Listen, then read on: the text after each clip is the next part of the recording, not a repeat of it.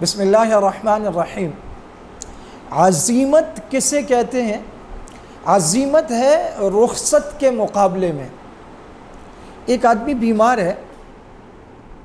پاؤں میں کوئی چوٹ لگی ہے، کھڑا ہو کے نماز نہیں پڑھ سکتا، اسے شریعت نے رخصت دی ہے وہ بیٹھ کے نماز پڑھ لے، لیکن اس کے باوجود وہ اٹھ کے کھڑا ہو کے نماز پڑھتا ہے۔ یہ عزیمت ہے۔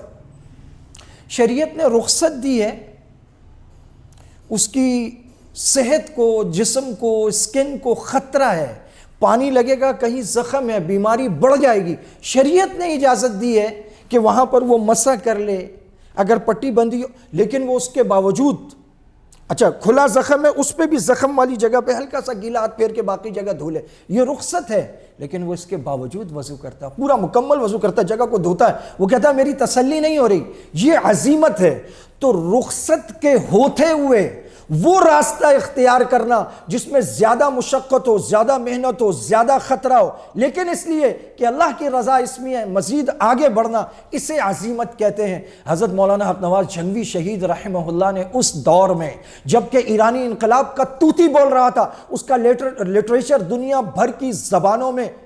ترجمہ ہو کر پھیلایا جا رہا تھا، اور پاکستان میں فرقہ واریت کی آگ لگ رہی تھی، لوگ خاموش تھے،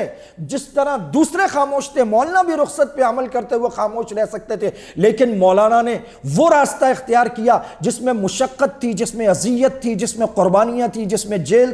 گولی، ہتھ کڑی، ٹارچر، تشدد، وہ سارے راستے اختیار کر لیے، لیکن حق کا دامن نہیں چھوڑا، عزیمت کے راستے پر چلے، رخصت کو لے کر بیٹھ نہیں گئے، اسی لیے آپ کو امیر عزیمت کہا جاتا ہے۔ 22 فروری 1990 حضرت مولانا حق نواز جھنگوی شہید رحمہ اللہ کا یوم شہادت ہے، جنہوں نے گلی گلی میں عظمت صحابہ کا ڈنکا بجایا ہے، اور جنہوں نے نوجوانوں کو